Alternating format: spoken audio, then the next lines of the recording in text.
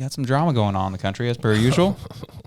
Only drama for certain people. Yeah. The drama I want to get into to start off, because it was so funny, is the government-funded media and the CBC. Yeah. Well, I mean, first of all, where was the lie? I didn't think that this would be such a big deal.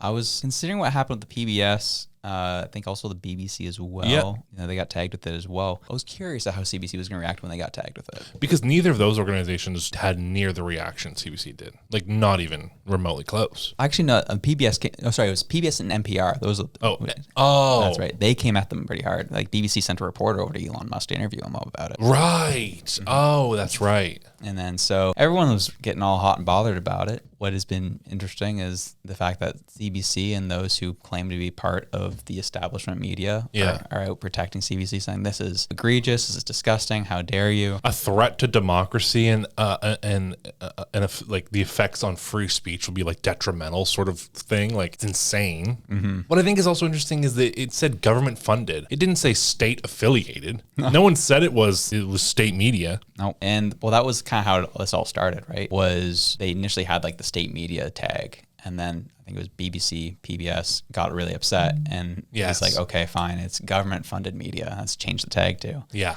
Then that's when, just after that, he slapped it on the CBC Twitter account, and that's when chaos ensued. He had people like Rachel Gilmore coming out crying about it, and so the argument then that came out of the CBC was like, we're not fully government funded. We're only like 70% government funded. Yeah, less than 70%. Yeah, and so he was like, okay, so Elon put, all right, you're now 70% government funded. That was literally what the tag says. Oh. He had it at 70%, and someone just kind of chimed in with like, come on, man, give him the benefit of the doubt. 69. He's like, yeah, you're right. 69% government funded.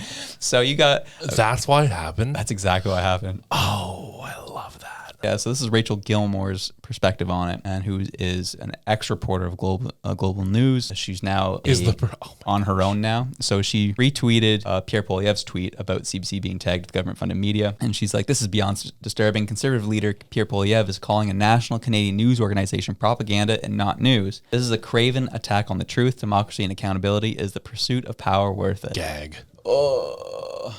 Rachel Gilmore's like one of three things. Either she's completely out to lunch, or two, that she's in on it and just wants to maintain her power as a journalist in this country. Right. Or three, she's an absolute moron. Right. Like, there's no, like, and I tend to lean to number two, that she's getting something. Yeah, she's getting something out of it. Some sort of reason to protect them. You know, she believes in the system. She's benefited from the system, even though she claims she hasn't. That's why the whole her getting ousted by Global News, I thought was really interesting. She got ousted, and that's when like Global News started doing more, like started going after the Canadian government more, started talking about mainstream serious things stuff, and not just taking the party line on it, which I thought was really interesting. It was just kind of funny because people were getting hot and bothered about this whole situation, what's going on, and the whole 69 joke came out. Yes. And Rachel Gilmore was definitely not happy about that one. There's somebody who, posted a video of Trudeau coming out against Pierre Poilievre, saying, hey, this man's run to American billionaires to, attack CBC, this, that, the other. And he was doing this whole speech in front of like a backdrop that was sponsored by Ericsson, which is like the cell phone company. Oh, who is Ericsson? And Elon comments on the tweet. He's like, why is he mad? Why is Eric's son sponsoring the event?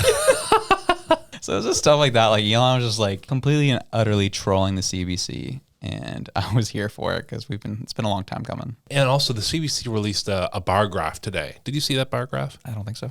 So they're saying that purple means government funded, blue means revenue. So they're saying right here in 2018, 2019, they were revenued 500 million, which is a much larger portion than the purple part of government funding. But if you look at the side, it goes from 700 million and then has the little squiggles, which means like there's a big gap here, to 1.7 billion. They just skipped $1 billion. Yeah. I saw that and I was like, are you kidding? Dude, when I first saw this, they almost caught me with that one too. I was like, oh, it really wasn't as much as I thought it was. The full whole total is only 1.7 billion, and government funded portion was 1.2 billion of it. So their revenue was only just shy of 500 million. 490.1 million. And of that, it's made up of advertising, financing, and other income and subscriber fees. And advertising revenue is made up of digital and television. The rest is just from the government. It's crazy. And they just totally manipulated numbers to hope to make the bar graph look smaller. They manipulated visual design. Sorry, Yeah. they didn't manipulate numbers at all. They manipulated the design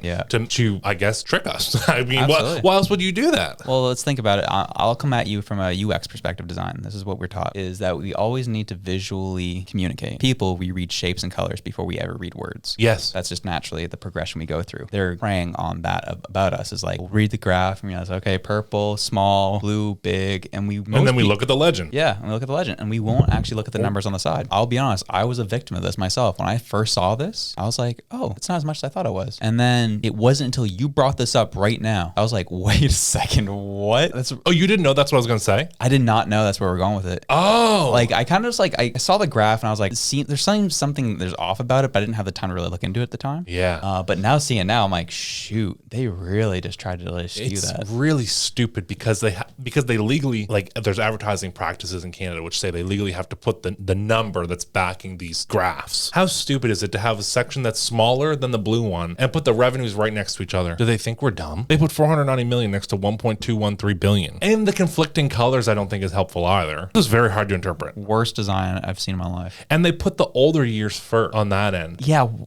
To make it look like, I would assume, that they increased their amount of revenue over time. Because you would assume that it would go chronologically. That's exactly what they did. So I can only assume they did that to make it look like revenue had increased over time. But that's actually the years prior. That is so greasy. There's so many things wrong with it. It's insane. That is psychotic, dude. And It is insane. Yeah, see, the revenue was what? $83 billion more that year. 83 million. So they put it on that side. That's crazy. I'll leave it at that, man. That's actually bonkers. And so then you wonder, CBC put that out. Let's go back to, all right, how much are you funded? Like, why are you lying? Why are you trying to, or sorry, not lying. Why are you intentionally misleading people? They say they're less than 70% government funded, right? So that is, 0.28. They're more than 70%. They're 71%. Oh, yeah, that would be 71.12. 12. Oh, dude. Oh, geez. Wow. The thing I love about this is the fact that they are lying. They oh were, my gosh, they're so mad about this label, and then they come out with a deceitful chart, and then you wonder why and people then don't this trust person, you. what was her name? Rachel Gilmore's talking about, what were her keywords I think are interesting, which were accountability, truth, and democracy. So if you take democracy out, she's talking about accountability and truth. Let's start with that chart. It's really some accountability and truth would be nice. Really interesting. Sorry to interrupt this episode, but if you could all like, comment, and subscribe, it truly helps us out in the long run. We look at all the comments and the feedback, and it means the world to us. Thanks for watching.